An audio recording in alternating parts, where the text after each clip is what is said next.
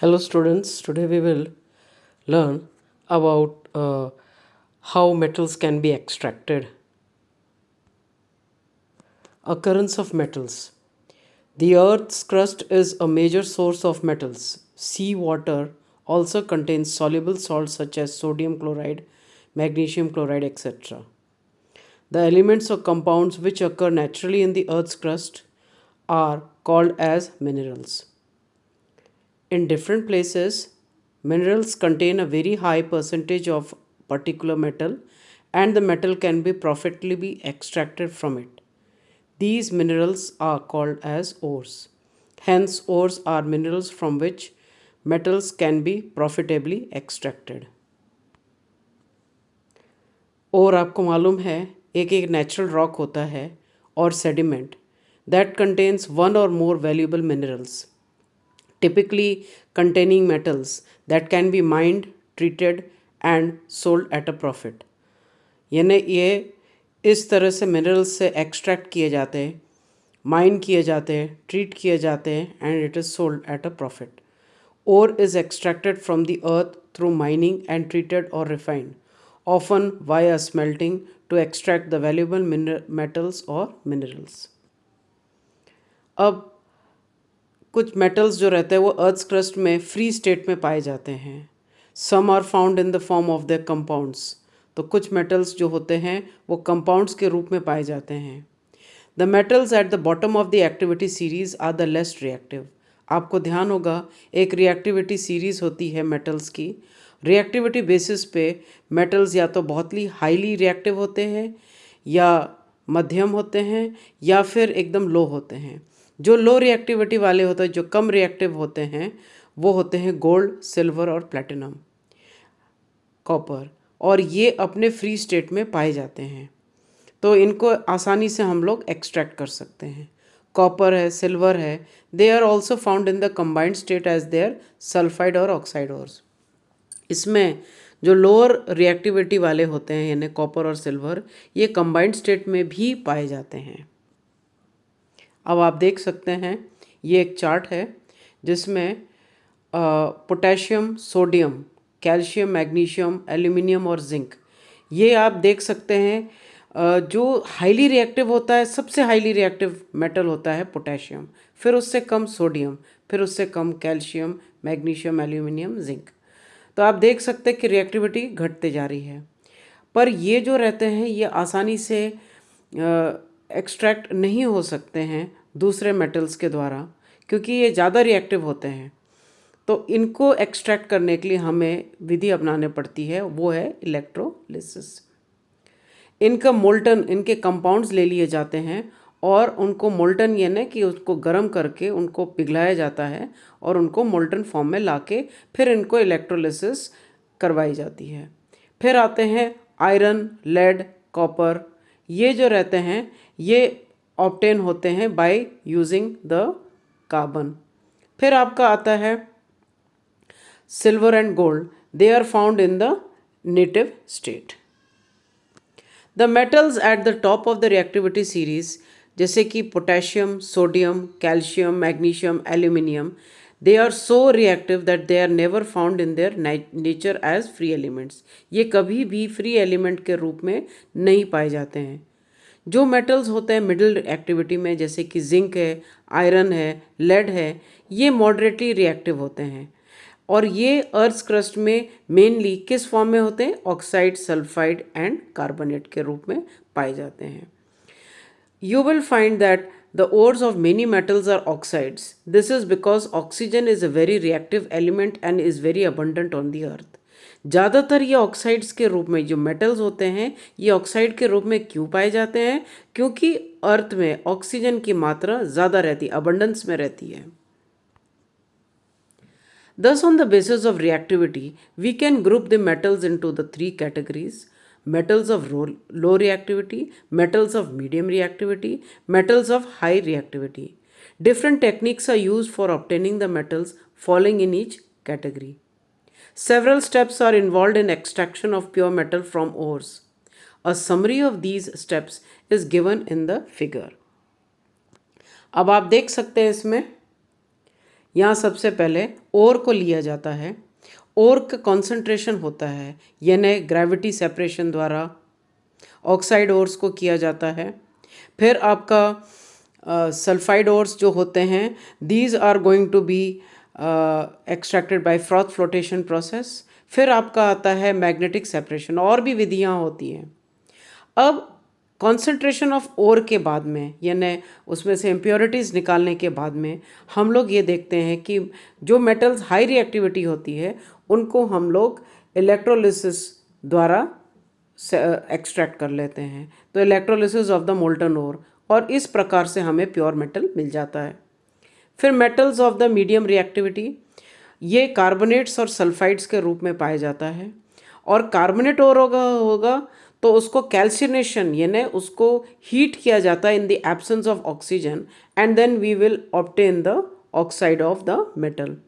Sulphide ores को, sulphide ore जो रहता है वो आसानी से रिड्यूस नहीं हो पाते हैं बाय कार्बन या कोई और मेटल से, तो पहले सल्फाइड ओर्स को ऑक्साइड के रूप में परिवर्तित करना पड़ता है, और ये रोस्टिंग विधि द्वारा किया जाता है।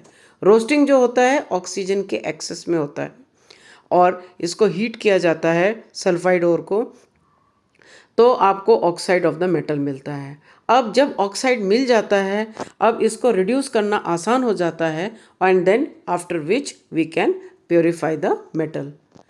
यहाँ देख सकते हैं metals of low reactivity, sulphide ores, roasting, metal, roasting करने के बाद में उसको रिड्यूस करके फिर मेटल मिलता है, एंड देन रिफाइनिंग। तो आप ये देख सकते हैं कि 3 अलग अलग तरीके के बेस्ड ऑन द यानी रिएक्टिविटी हम उनको ग्रुप कर लेते हैं। तो फिर इसको हम लोग मेटल को इस तरह से एक्सट्रैक्ट कर सकते हैं। Enrichment of the ore. Ores mined from the earth are usually contaminated with large amount of impurities such as soil, sand, etc. called ganj. तो इसमें इम्प्योरिटीज़ होती है जिनको गौंग किया जाता है। जैसे इसमें क्योंकि पृथ्वी में पाए जाते हैं तो ये इसमें मिट्टी रहेगी, वो मिट्टी के कण भी रहेंगे, तो उनको हटाना पड़ता है। Impurities must be removed from the ore before the extraction of the metal. अब एक आता है विधि फ्रॉथ फ्लोटेशन मेथड। इस विधि में हम इसको एक कंटेनर में, स्पेशली मेड कंटेनर होता है, काफ़ी बड़ा होता है, और उसमें हम जो सल्फाइड ओर होता है, जो मेटल सल्फाइड ओर होता है, उसे इसमें टैंक में डाला जाता है।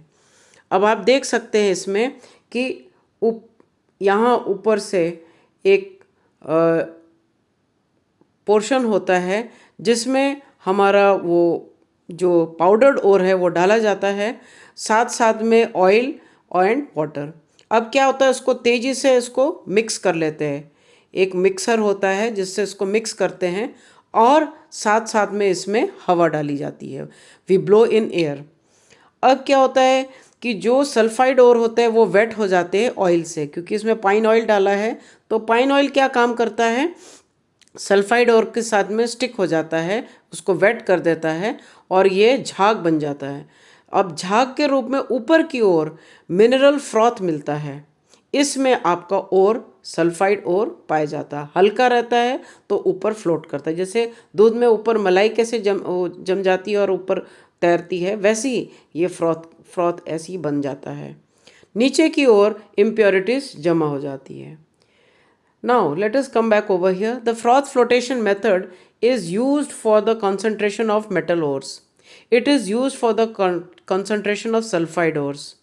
Here the finely powdered ore is added to the water in a tank containing pine oil. The mixture is agitated by blowing a blast of air. Agitated यानी उसको अच्छी तरह से हिलाया जाता है। The sulfide ore particles are preferentially wetted by oil. तो ये इसके साथ स्टिक हो जाते हैं। They come to the surface with the froth, while the impurities which are wetted with water become heavier and settle at the bottom. The froth containing mineral particles which floats on the surface of water can be skimmed off easily. आसानी से उसको ऊपर, जैसे हम लोग दूध के ऊपर मलाई जम जाती है उसको हटा देते हैं, वैसे ही ये फ्रॉथ को हम लोग हटा सकते हैं। Concentration of copper pyrites. Copper pirate जो होता है कॉपर सल्फाइड होता है। ग्लेना जो होता है वो लेड सल्फाइड होता है। They are alone going to be concentrated by this method. अब आता है आपका ग्रेविटी सेपरेशन। इसमें क्या किया जाता है, एक हाइड्रोलिक वॉशिंग या ग्रेविटी सेपरेशन मेथड यूज़ किया जाता है। It is based on the difference in densities of the gangue and the ore particles. इसमें जो ओर पार्टिकल्स होते हैं वो हैवियर होते हैं और गोंग जो होते हैं वो हल्के होते हैं। ऊपर की ओर से पानी वो फ्लो करवाते हैं। पाउडर्ड ओर आप देख सकते हैं over here that the powdered ore is being added on a slope. This is an slope और an inclined plane. Now the water is allowed to move. अब इसमें क्या होता है, जो आपका हेवियर ओर होता है वो नीचे की ओर कलेक्ट हो जाता है और ऊपर जो रहता है वो ऊपर की ओर से आपके वो इम्प्योरिटीज़ या दूसरे ओर पार्टिकल्स हटा दिए जाते हैं।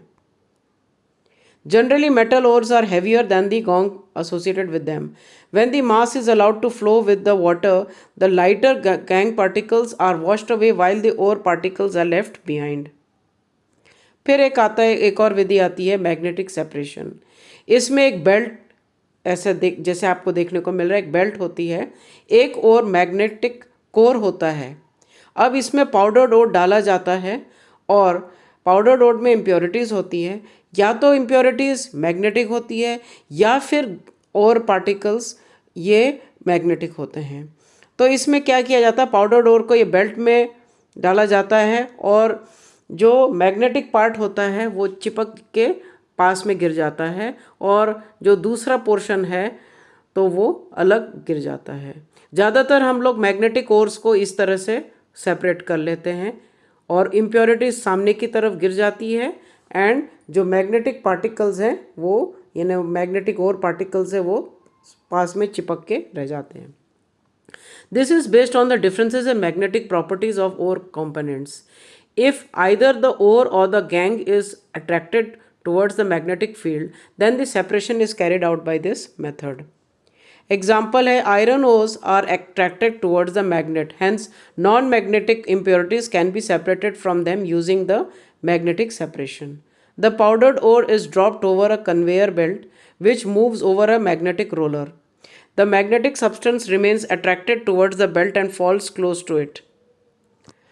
अब आते हैं हम लोग extracting metals low in the activity. अब कॉन्सेंट्रेशन कर लिया है, इम्प्योरिटीज़ हटा दी गई हैं, अब इनका एक्सट्रैक्शन की बारी आ गई है।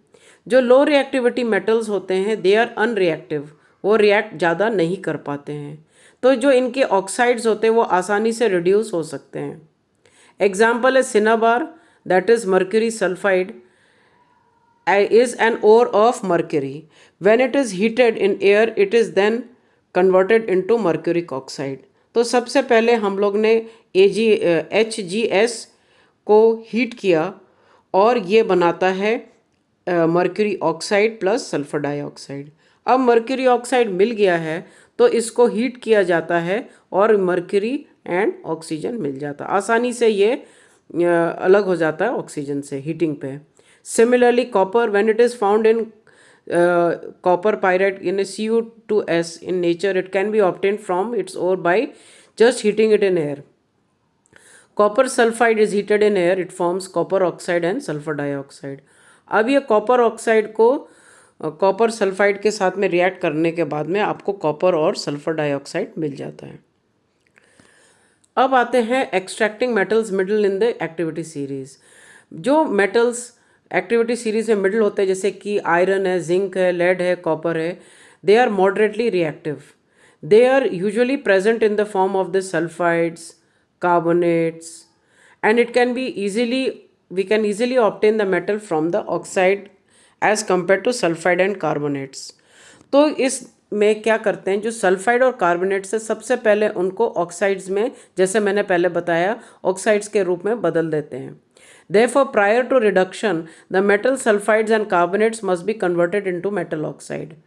इसके लिए दो विधि होती है। सल्फाइड ओर्स को ऑक्साइड में बदलने के लिए रोस्टिंग मेथड यूज़ करते हैं एंड जो आपके कार्बोनेट्स है उनको ऑक्सीजन के एब्सेंस में हीट किया जाता है जिसको हम कैल्सिनेशन कहते हैं, और कार्बोनेट्स और ऑक्साइड्स बना देते हैं। जो केमिकल रिएक्शन होता है roasting and calcination of zinc ores can be as follows. अब आप यहाँ देख सकते हैं रोस्टिंग में जिंक सल्फाइड, ये सल्फाइड ओर है, इसको हम लोग गर्म करते हैं इन प्रेजेंस ऑफ ऑक्सीजन। अब हम लोगों को क्या मिलेगा, जिंक ऑक्साइड मिलेगा एंड सल्फर डाइऑक्साइड मिलेगा। अब एक जिंक ऑक्साइड बन गया है तो जिंक ऑक्साइड को हम आसानी से रिड्यूस कर सकते हैं। दूसरा होता है जिंक का, जिंक कार्बोनेट होता है। जिंक कार्बोनेट जो होता है उसको आसानी से हीटिंग के प्रोसेस के द्वारा हम इसको बदल सकते हैं जिंक ऑक्साइड में एंड कार्बन मोनोऑक्साइड। इसमें क्या होता है कि जो आपका कार्बन डाइऑक्साइड, इसमें जो जिंक कार्बोनेट होता है हीट करेंगे, बहुत ज़्यादा हीट करेंगे, इन the absence of air it forms zinc oxide and carbon dioxide. ये जो मेटल ऑक्साइड्स होते हैं ये अब आसानी से रिड्यूस हो सकते हैं by the use of metal और by the use of carbon. तो आप यहाँ देख सकते हैं कि रोस्टिंग एंड कैल्सिनेशन दोनों विधि हम जिंक सल्फाइड में यूज़ कर सकते हैं एंड जिंक कार्बोनेट में यूज़ कर सकते हैं। अब जिंक ऑक्साइड मिल गया। Now for example when zinc oxide is heated with carbon it is reduced to metallic zinc. So ZnO plus carbon, it forms zinc and carbon monoxide. Now you are familiar with the process of oxidation and reduction which is explained in the first chapter. Obtaining metals from their compounds is also a reduction process. Besides using carbon coke to reduce a metal oxides to metals, sometimes displacement reactions can also be used. The highly reactive metals such as sodium, calcium, aluminium, etc. are used as reducing agents because they can displace metals of the lower reactivity from their compounds. Now example, manganese dioxide is heated with aluminium powder. The following reaction takes place. MnO2 plus Al will react and it will form Mn metal and aluminium oxide plus heat. This displacement reactions are highly exothermic, यानी इसमें heat produce होती है। The amount of heat evolved is so large that the metals are produced in the molten state. In fact, the reaction iron oxide with aluminium is used to join railway tracks or cracked machine parts. This reaction is known as thermite reaction. The Fe2O3 plus aluminium will give you iron metal, aluminium oxide and lot of heat. This is going to be known as the thermite reaction. As you can see over here,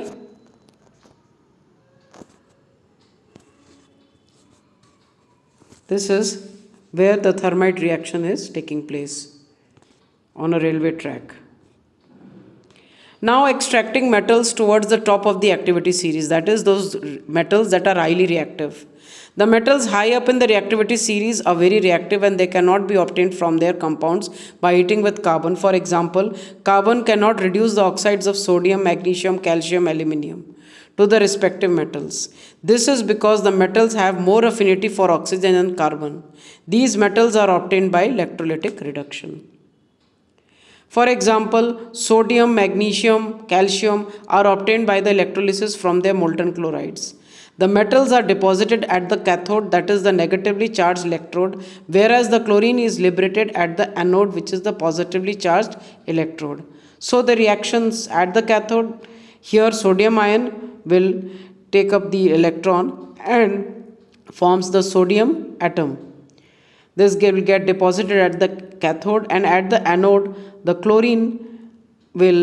chloride ions will combine and form a chlorine molecule which is in the form of a gas. Similarly, aluminium is obtained by the electrolytic reduction of the aluminium oxide. Thank you.